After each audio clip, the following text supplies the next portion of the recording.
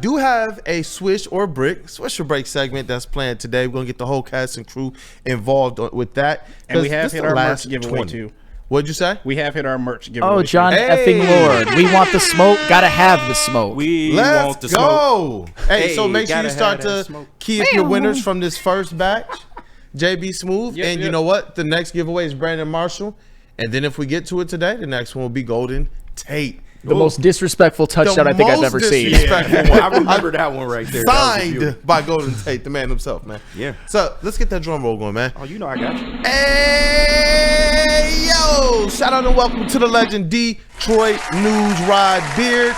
Brother, these Detroit Pistons, 35-27, they just seem to want to just win everything since we've all gone on these declarations. I see the sticky notes over your shoulder. Sticky notes 20 still there. games left.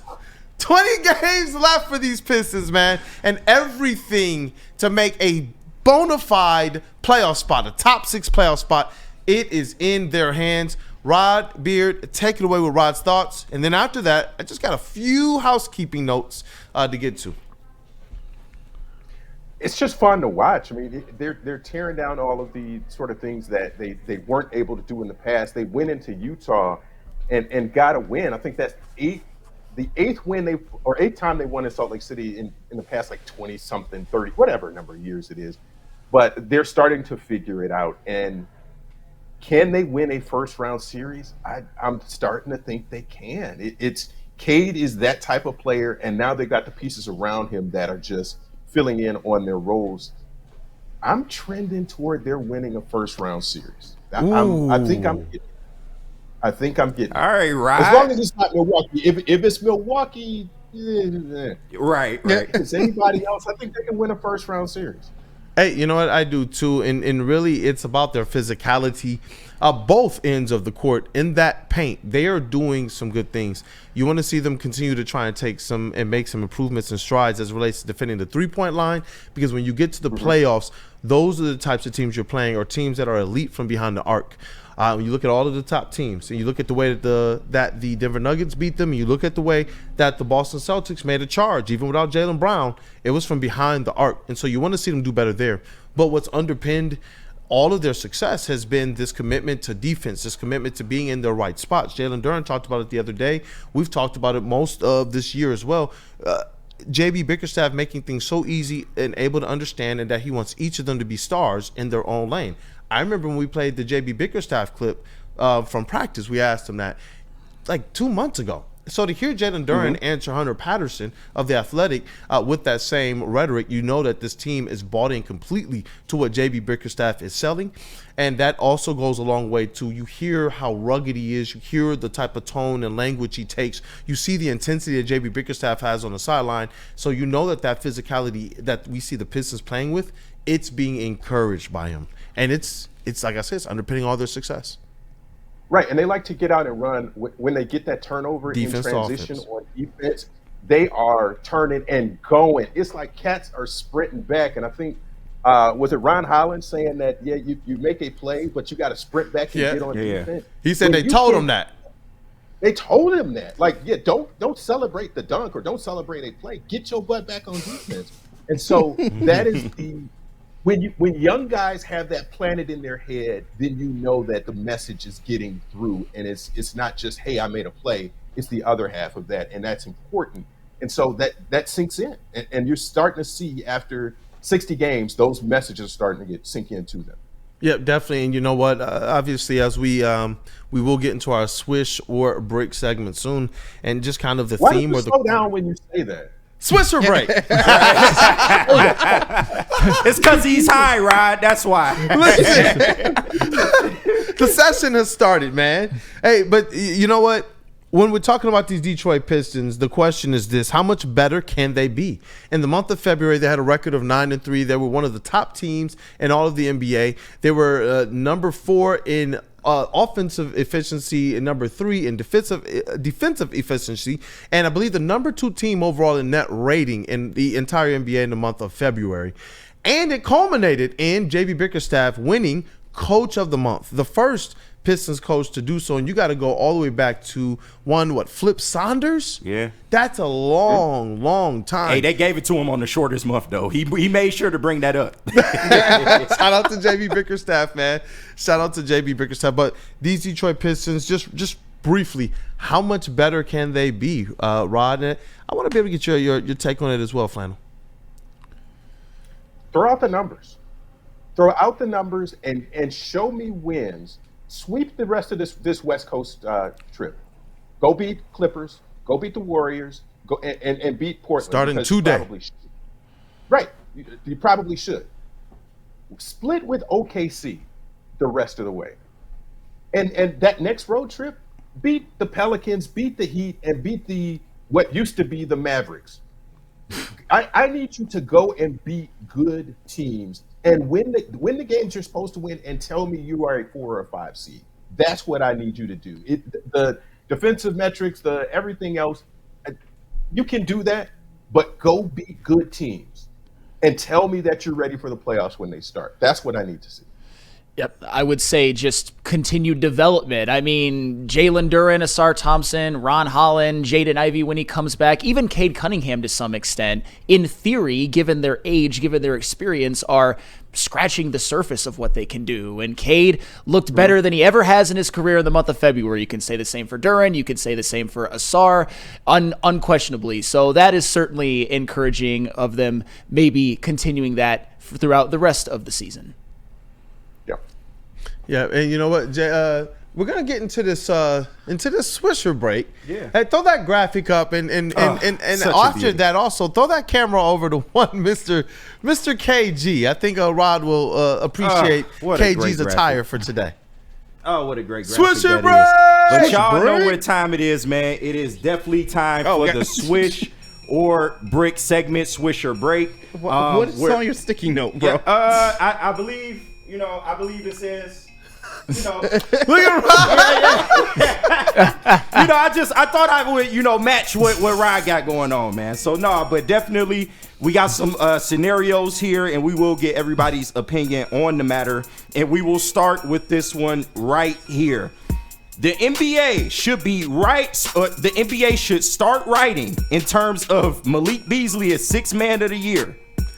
Swish or Brick? Hey, yes, sir. We did. We had to, trademark Rod Beard, but we did have to use. I wanted to make sure we pay some homage to the writer. I want Mr. Rod Beard, but Malik Beasley, like we said, man, T.I. walking up to Lauren London and snatching that chain off of her neck, bro. I'm telling you, that's what Malik Beasley did to Pritchard. That's what Beasley did to Pritchard, and he did it while doing the shimmy.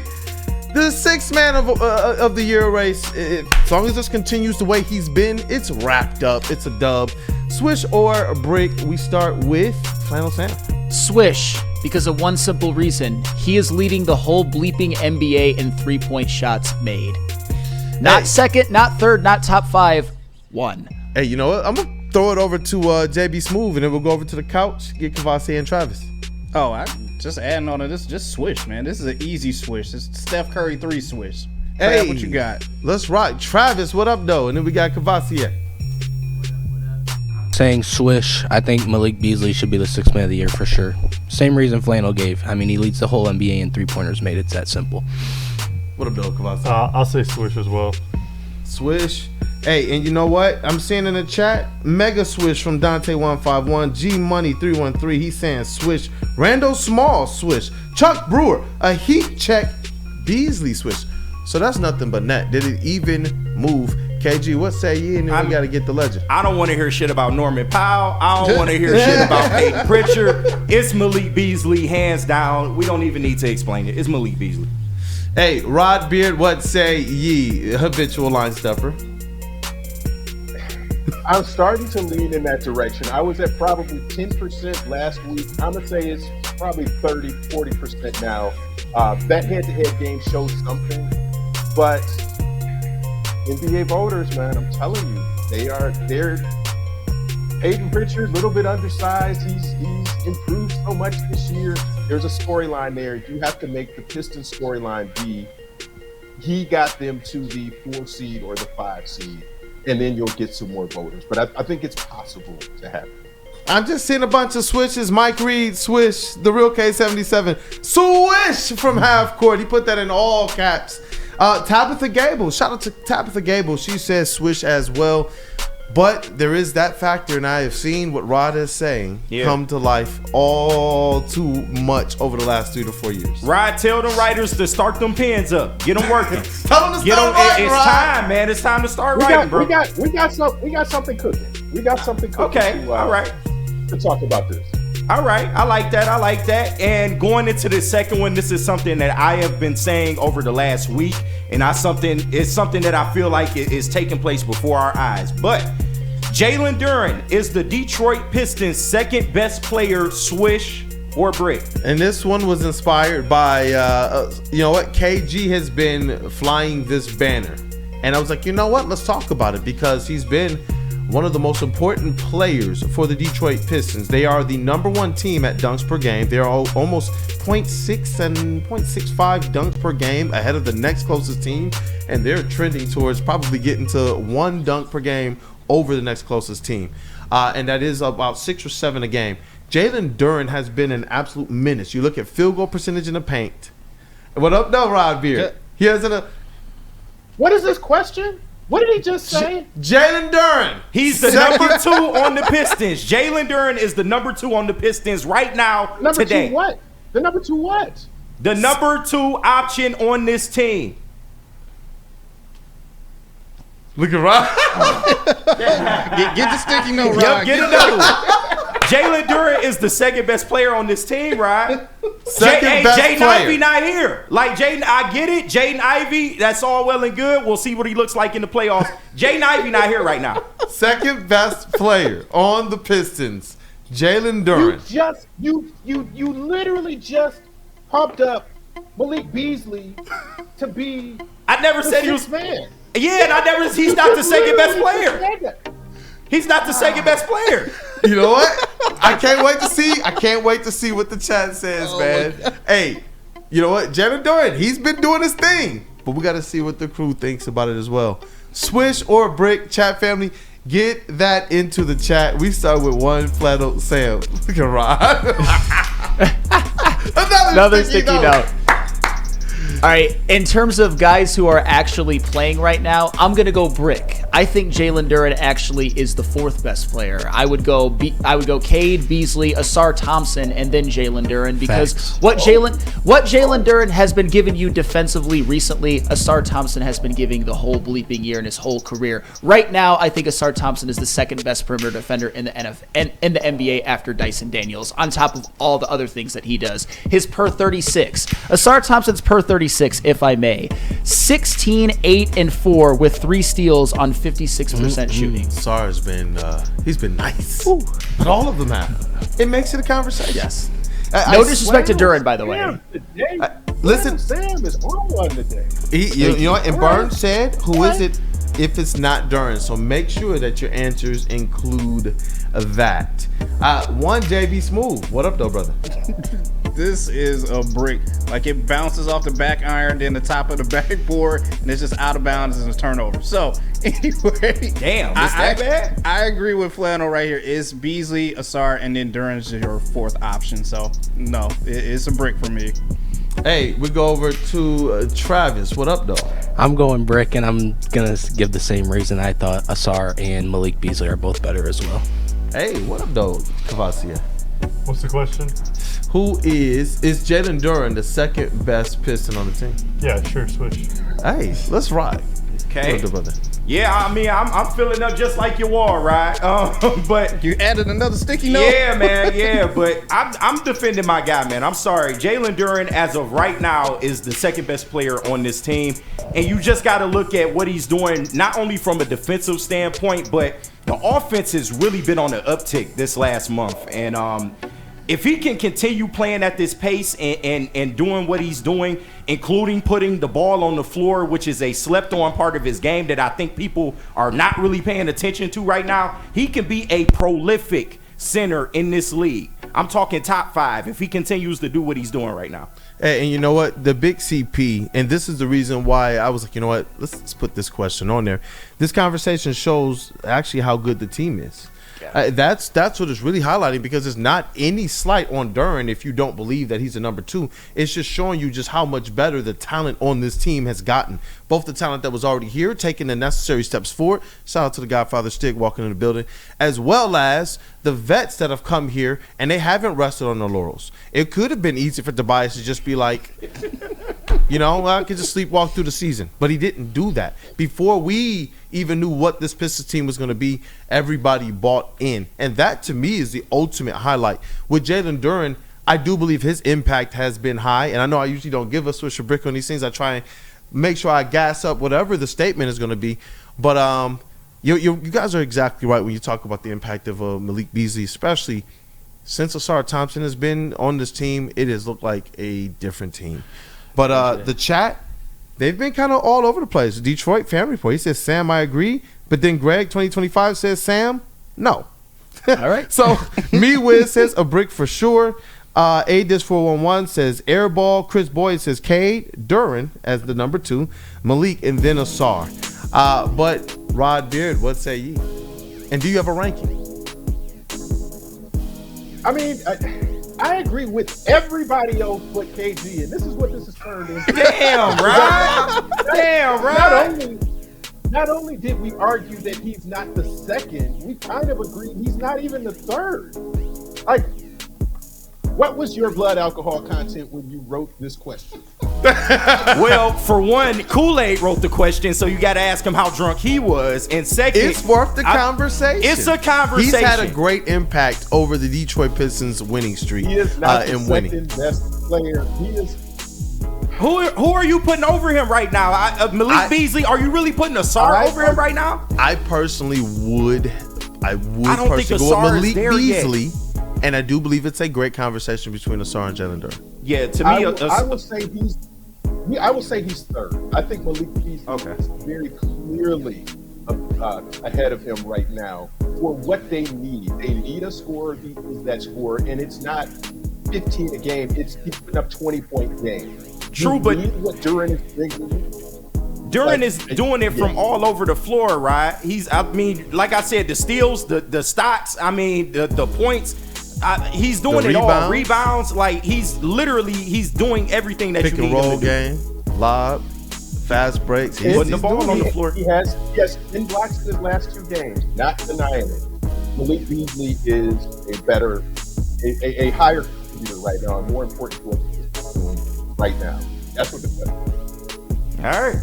I'm not mad at you. I'm not mad at you, right? Hey, but I'm never mad at you, KC. No, I know that, man. But we got to get back on the same page. These last couple weeks, I don't know, man. I don't know what's going on. Maybe I need to shave my hair or something. You got me out here agreeing with Flannel Sam, so it's crazy how quick the world turns, right? But this next one, I feel like this is a question from me, and I feel like we'll get some interesting answers to this. Yes, this is my question. I will designate this as my question. The Pistons only need to add a stretch 4 or 7-foot player to become a legit championship contender. Swish or brick? Oh yeah, I like the pick a stretch 4 or a. Yeah, the Pistons only need to add a stretch 4 or a 7-foot player to become a legitimate championship contender. Man, if the guy says statement up, I don't even know if I agree. But you know what? When you're talking about getting that player at that stretch 4 and being a legitimate floor spacer for 1K Cunningham, when Jaden Ivey gets back, the development that we see out of guys like Asar Thompson and even a Jalen Duren, who is setting personal best as it relates to assists, I do believe that you get another player in here that can, if this 7-footer or that floor spacer can also get you something in the paint defensively, that will unlock this Detroit Pistons team and its floor spacing as well as its balance all across the floor. But Flannel Sam, what say you? Man, KG, you really did it this time. Yeah, I know I did. Given your analysis, more spacing for Cade while also being able to defend the paint a little bit, I am going to go swish as long as the development from some of the other Pistons players who we're talking about and lauding is fairly linear, given what they've already done this year. Yeah, and real quick, I think the stream buffered as I was asking the question, so I'll say it again. Let's try it again. What? Oh yeah, the Pistons only need to add a stretch 4 or 7-foot player to become a legitimate championship contender. Swisher Brick. It's on JB Smooth. We're talking about for this year, right? No, I'm talking about this is more of a going into next season question. Obviously, they can't add nobody. Right Oh, okay, yeah. It's tough, but yeah, I guess I'll go Swish with this. Yeah, you just need that extra added rim protection. So, give me a Swish on this one. All right. Hey, Travis, what up, though, brother? I'm gonna go with Brick because I think they need another wing. Hey, I think the batteries went out on the mic. Here, Oh, use the couch mic. Technical difficulties. I'm gonna go with Brick. I think they need another ball handler on the wing, someone that could take some more pressure off Cade. Another one. Even Okay. when Ivy comes back, I don't think you can have enough ball handlers. I don't think they have enough right now. Hey, you know, That's an interesting point. for the boss, yeah, because